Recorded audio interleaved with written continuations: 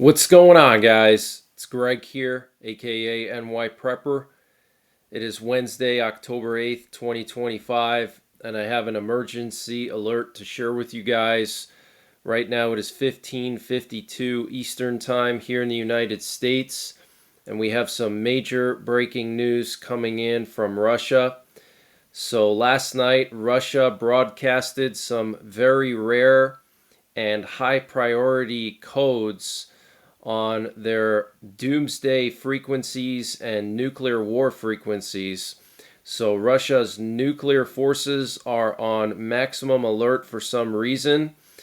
And what you're looking at here is a very rare Russian encrypted data transmission that is used by the Russians for launching and sending out targeting information to silos and mobile missile launchers, nuclear missile launchers. Okay, so they send out launch codes and targeting codes with this data. So listen.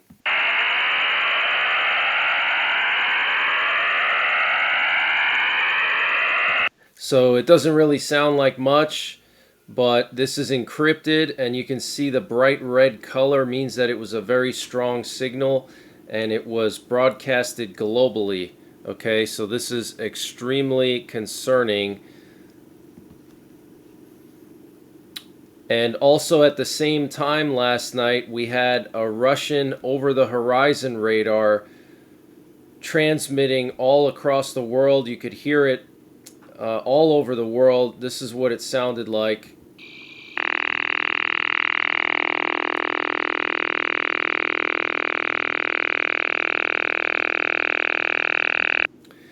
So an over-the-horizon radar is for nuclear war. They can detect missiles from long distances. So this is also very concerning, and they had that thing on at the same time as they were transmitting those very rare encrypted data packets for launch and target codes for their nuclear forces.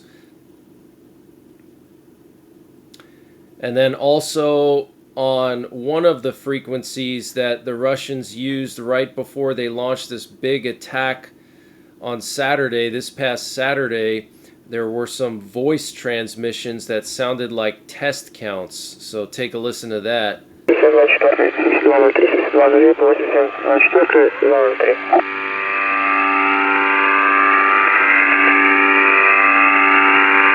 So this is the same frequency that the Russians were transmitting on right before Saturday's big drone attack, and the last 2 days they were transmitting on this frequency as well. And then here's some more voice transmissions in the clear.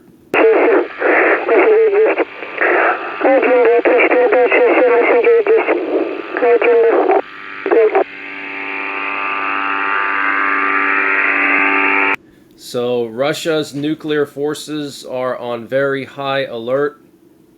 And before I continue with the breaking news, I wanted to mention the sponsor for this update, which is Alpha Omega Gold Group. Guys, gold prices are skyrocketing, and now's the time to get on the bandwagon and get some gold and silver. And the company I trust for precious metals is Alpha Omega Gold Group. They're a company built on Christian values, and they have a free precious metals guide. And to get the guide, you got to go to ao.gold/NYP. The link is in the description down below. That's ao.gold/NYP for your free precious metals guide. And Alpha Omega Gold Group is the only company I trust for gold and silver, so check them out. Use the link in the description. And here in the U.S. this afternoon, we have U.S. nuclear forces on very high alert. We have a U.S. nuke sniffer up in the air over Iowa, and it was actually flying with its transponder turned off, its tracker, okay?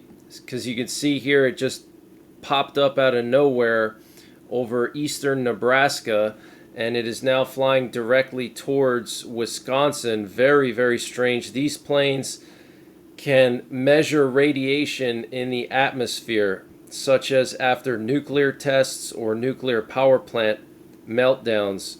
So this is very unusual, and it looks like it's heading towards the Great Lakes and the northeastern U.S. and Atlantic Canada, so maybe trying to pick up radiation coming from Europe or from the Arctic or the Russian part of the Barents Sea. And we know that next week, from October 12th through the 14th, Russia has closed the airspace near the Barents Sea in the Novaya Zemlya region. This is the huge island in the Russian Arctic where Russia tested the Tsar bomb, which is the largest nuclear bomb ever tested by mankind. Well, it looks like they're going to be doing some other kind of test next week from the 12th through the 14th. I don't know if it's going to be a nuclear test, but Putin said himself that he knows that the U.S. is planning to do a nuclear test, and he said that Russia will respond with their own nuclear test. Okay, so very concerning. And also we have a U.S. nuclear war command and control plane up in the air right now. It just took off from the home of Stratcom in Offutt Air Base, and it's now heading down to the Gulf of America. And it was just transmitting some nuclear codes, also known as emergency action messages. These are nuclear targeting codes. And these planes are responsible for remotely launching all of our Minuteman III ICBMs. And they can also communicate with our submerged nuclear-armed submarines. So their primary job is to send these codes to our submarines, so the submarines have updated information, because the submarines are underwater, and so the only way to communicate with the subs underwater is with these planes. They use VLF, very low frequency, to be able to penetrate through the water. Okay. And also, for the second day in a row, we have another sub-hunter off the coast of Northern California. This would be the fourth patrol in a row. They're doing back-to-back patrols here off of Northern California near Fort Bragg, California, and Santa Rosa. Right in this area, they keep doing these search grid patterns. This is extremely concerning. And that means that there's something over here, possibly a Russian sub or something. Okay, this is very unusual to have sub-hunters 2 days in a row doing round-the-clock patrols here. And it's not calibration or training. And then here was another sub-hunter patrol off the coast of Northern California last night, and then also there was a sub-hunter patrol off of Baja, California at the same time. And yesterday we had 3 nuclear war command and control planes up in the air, and a Cobra Ball, which is a missile detecting and tracking plane. Here's one of the nuclear war command and control planes.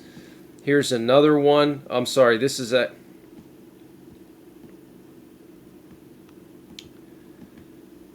And here's another one that was airborne over the southeastern U.S. And then here's another one that was airborne over California. So we had 3 of these airborne yesterday, and this was all happening at the same time as the Russians were transmitting their nuclear launch and targeting codes, the ones I was talking about in the beginning of the video. Okay, so something is going on. U.S. and Russian nuclear forces are on high alert. And here we have a Cobra Ball that was airborne over North Dakota. This plane can detect and track missiles. Okay. Now, also last night we had a NATO AWACS plane flying in southeastern Poland near the border of Belarus and Ukraine. And normally they send the AWACS planes into southeastern Poland when there's a big drone attack on Ukraine or missile attack, but there was no missile or drone attack last night on Ukraine, so for there to have been an AWACS near Belarus and Ukraine, in Poland is very, very strange, and it means that possibly something is going on in Belarus, and they wanted to take a closer look at maybe the Russian force posture in Belarus. Okay, how many Russian troops are there? And what you're looking at here is a picture of a Ukrainian drone that collided with a cooling tower at a Russian nuclear power plant in the Voronezh region of Russia. This is not far from the Ukrainian border. This was at the Voronezh nuclear power plant. You can see that big black charred area on this cooling tower. Okay, very, very concerning. And here we have some pictures coming out of Trinidad and Tobago.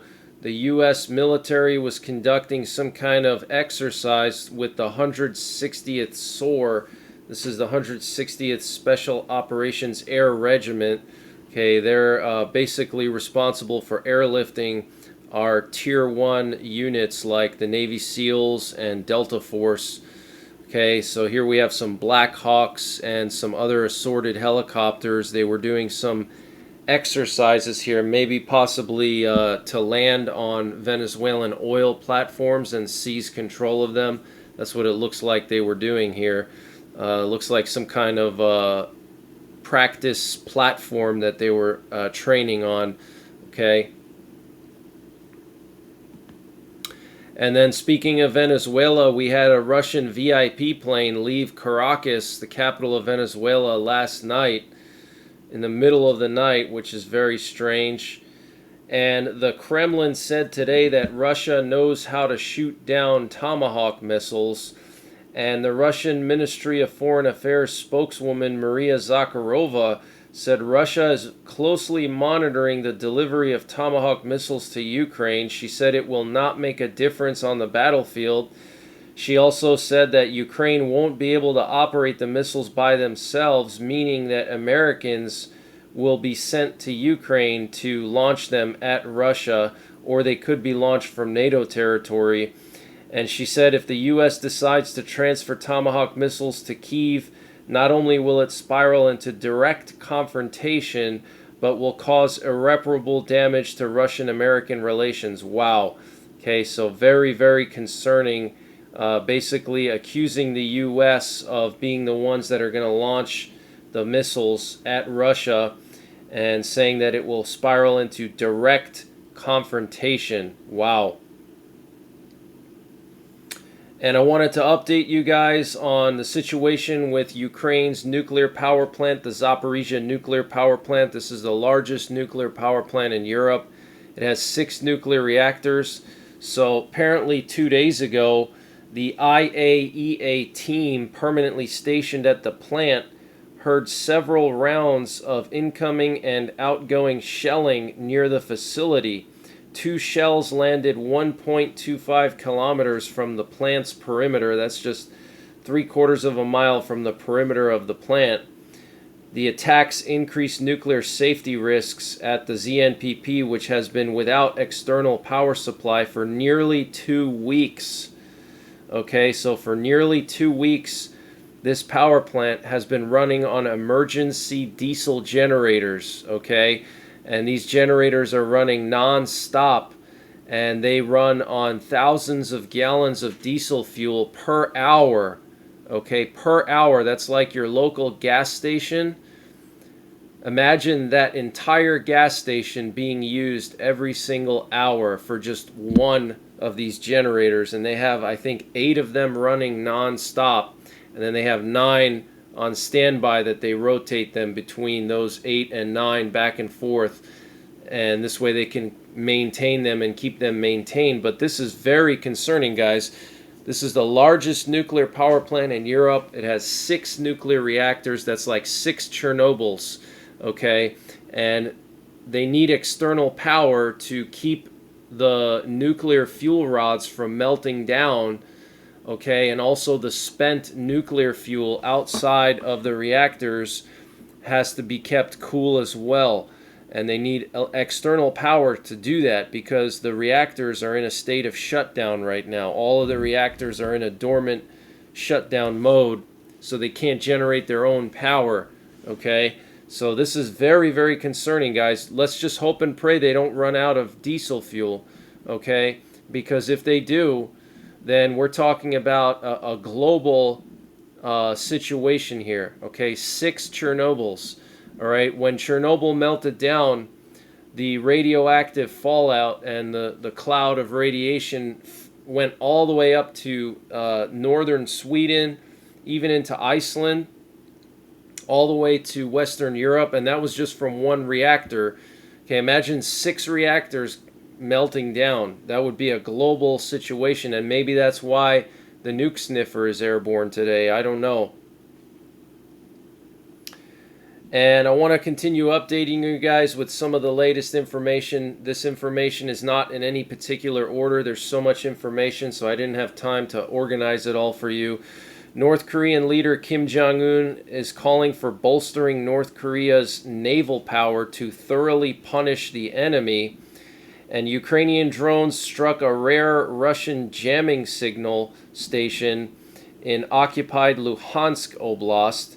And the Institute for the Study of War said that Ukraine's ability to launch missile strikes deep into Russia's rear with larger payloads would allow Ukraine to significantly damage, if not destroy, key military assets in Russia. They're talking about the Tomahawk missiles, and possibly if Ukraine starts to use their Flamingo missiles, which haven't been tested in combat yet. Okay, but the Institute for the Study of War is saying that they could significantly damage, if not destroy, key military assets with these weapons, such as the Shahed drone factory in Yelabuga and the Engels 2 Air Base in Saratov, where Russia launches their strategic bombers from. And we're hearing that the U.S. may start seizing Iranian oil tankers in the Persian Gulf and the Sea of Oman as part of Trump's maximum pressure campaign. And we're now hearing that Iran has put their military on full combat readiness in the Persian Gulf and the Arabian Sea. And a warning was issued to regional countries against cooperating with the U.S. in inspecting or seizing Iranian ships. Okay, so this is going to get very interesting. And one of Europe's biggest air defense companies, Thales in Belgium, is warning that its top secret factories are being overflown by increasing number of drones, and it wants clear rules on how to jam or bring them down. This was reported by Politico. And U.S. Senator Adam Schiff says that he and Senator Tim Kaine will force a vote to block strikes against vessels in the Caribbean Sea. Wow. Why do they want to do that? I guess they want to keep the drugs coming into the U.S. And Trump stated yesterday that the U.S. and Canada are working closely on the Golden Dome missile defense system. He said it's a defense mechanism. You know, Reagan wanted a system like this, but at the time there wasn't even comparable technology. It's truly amazing. So Trump confirming that the U.S. and Canada are partnering on this Golden Dome system. And if Ukraine receives Tomahawk missiles, up to 2,000 Russian military and industrial sites could fall within their range. Wow. And the Netherlands has officially opened a factory for the production of drones and batteries, which will serve the needs of both the Ukrainian and Dutch militaries. And the U.S. Army successfully intercepted 2 maneuvering cruise missiles at White Sands using an automated missile defense system. Interesting. So no human operators, completely automated. And we know that lately Russia has been changing the calibration on their missiles to try to confuse Ukraine's air defenses, and the Patriot missile interception rate reportedly has gone down, but I don't know how true that is. That could be just Russian propaganda, but nevertheless, the U.S. Army successfully intercepted 2 maneuvering cruise missiles at White Sands using an automated missile defense system, so no humans involved. And Polish Prime Minister Donald Tusk says Poland refused to hand over Nord Stream sabotage suspect wanted by Germany. So Poland is refusing to hand over a suspect that was suspected of damaging the Nord Stream pipeline. And Germany's federal police force will be granted additional powers to defend against drones after sightings disrupted operations at Munich airport the past week and a half. And Iran reported a new outbreak of the highly contagious H5N1 bird flu in the northern part of Iran. And narco gangs attempted to assassinate conservative president of Ecuador by shooting at his car yesterday. And Trump did not call Putin on his birthday or send birthday wishes to Putin. Wow, that is huge. Because we know that Putin sent birthday wishes to Trump on Trump's birthday, but Trump did not reciprocate. Wow. And Ukraine launched one of the deepest drone attacks on Russia since the start of the war on Monday night into Tuesday, targeting the city of Tyumen, which is about 1,200 miles away from Ukraine. And a new high-quality photo of Ukraine's Neptune missile shows that additional fuel tanks have been added, which could help the Neptune missile reach up to 1,000 kilometers or 600 miles. Okay, so Ukraine has already been using these Neptune missiles, but so far mostly at targets close to Ukraine's borders, like Belgorod or Kursk or Crimea. But now they added additional fuel tanks, which will allow them to go up to 1,000 kilometers. Okay. And Chinese hackers breached the top U.S. law firm Williams and Connolly. These are state-run hacking groups from China, okay? And yesterday, the Dutch Prime Minister visited the 31st Tactical Air Base in Poland, where Dutch and Norwegian F-35s will be stationed to participate in NATO's new Operation Eastern Sentry. And CNN is reporting that Trump's War Department has drafted a classified legal opinion authorizing lethal strikes against a secret list of cartels and suspected drug traffickers. The Justice Department's Office of Legal Counsel says the president can use deadly force against groups posing an imminent threat to Americans. Wow. And Poland has announced that they will be doubling their annual production of their Piorun anti-aircraft missiles from the current approximately 1.3 thousand to over 2.6 thousand per year. Okay, so the Piorun are like Polish Stinger missiles. They're considered to be as good as American Stinger missiles, if not better. And they gave thousands of them to Ukraine, so now Poland is doubling their annual production from 1.3 thousand to 2.6 thousand. Okay, so obviously Poland is concerned about some kind of a war in Europe. And the EU wants to restrict the movement of Russian diplomats across their territory. And the FBI Director Kash Patel announced layoffs in the FBI following reports of surveillance of congressional members by the previous bureau leadership. Wow. And the Russian State Duma, that's Russia's parliament, ratified the intergovernmental agreement on military cooperation with Cuba. Wow. Okay, that is very concerning. And the Russian Ministry of Defense announced that last night their air defenses intercepted 209 Ukrainian drones, and Slovakia will no longer be providing military aid to Ukraine, only humanitarian and economic aid. And Russia is preparing the information and psychological field for a possible war with NATO, according to the Institute for the Study of War.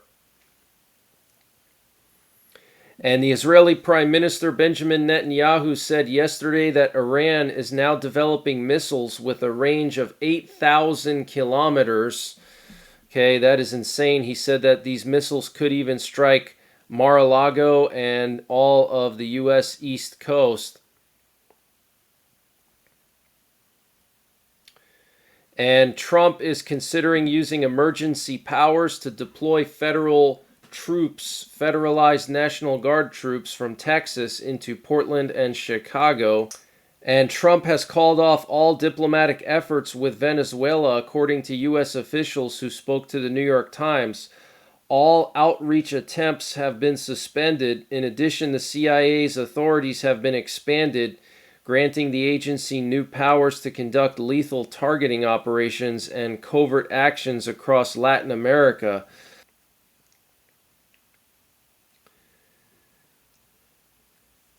And leaked Russian military documents obtained by Ukraine show that Russia had 280,000 casualties since January of this year, with 150,000 wounded and 75,000 killed. So that sounds like a lot, but for Russia, that's a drop in the bucket. Okay, Russia lost 20 million people in World War II, and just in the Battle of Stalingrad, they lost 5 million. Okay, so this is really nothing for Russia. Okay. And last week, NATO fighter jets, while patrolling the airspace of the Baltic states, intercepted Russian aircraft 3 times that violated flight rules, according to the Ministry of Defense of Lithuania. And details remain scant about an unspecified U.S. Air Force aircraft, widely believed to be a drone of some kind, which came down in southern Nevada, not far from Area 51, nearly 2 weeks ago. Whether the aircraft was actually inside of Area 51's highly restricted airspace, also known as the box, is unknown. The mishap prompted authorities to temporarily close the airspace above the crash site, with some exceptions, while the wreckage was cleared. During a follow-on site survey on October 3rd, investigators discovered signs of tampering at the mishap location, including the presence of an inert training bomb body and an aircraft panel of unknown origin that were placed on the site post-accident. The release put out this past weekend added, "The matter is under investigation by Air Force Office of Special Investigations and the FBI. No further details are available at this time." So very strange. This drone crashed right outside of Area 51, and after they were trying to recover the wreckage, there were some items placed at the crash site after the drone went down, which is really bizarre. An inert training bomb and an aircraft panel. Very strange. But that's the latest breaking news that I have. I might be back later on tonight with a live update and live monitoring, probably closer to midnight Eastern time. And until the next time, take care, God bless, and don't forget the 3 Ps. Prepare, practice, and persevere. And this video was sponsored by Just In Case Holsters. Guys, you need to get yourself a high-quality holster for your personal defense weapon. And the company I recommend for high-quality leather holsters is Just In Case Holsters. Now, these holsters are made in the USA by a veteran. And the holster that I really love for carrying a firearm in the woods is the Kodiak chest holster. I have one of these for my .357 Magnum. And the leather is really thick, really heavy duty, really beautiful, holds the firearm nicely, and you can draw the weapon very quickly, which is important in a personal defense situation. Now, he has a whole variety of holsters, not just these open carry chest holsters, but if you want to browse around their website, use the link in the description. It's justincaseholsters.com, and I have a special promo code that's going to give you 10% off of all of their products on their website, and the promo code is NYPrepper, and that's also in the description. So justincaseholsters.com. Use the promo code NYPrepper to get 10% off of any leather products on their website.